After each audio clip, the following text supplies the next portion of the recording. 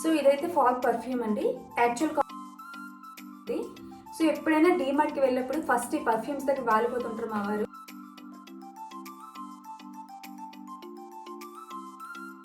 బయటికి రారు. సో డీమార్ట్కి వెళ్ళిన ప్రతిసారి సరుకులతో పాటు ఇంటికి బిల్లు ఎలా కామన్గా వస్తుంది, సోంపాపిడి బాక్స్ మాత్రం కామన్గా వస్తుంది. డీమార్ట్ షాపింగ్ ఎంత కామనో ఈ సోంపాపిడి బాక్స్ కూడా అంతే కామన్.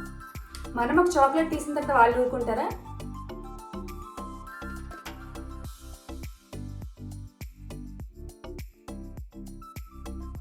కోల్గేట్ పేస్ట్ అండి. మీ పేస్ట్లో ఉప్పు ఉంది.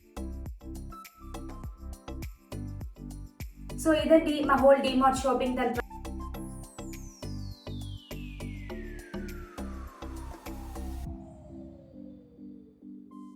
సబ్స్క్రైబ్ చేసుకోండి.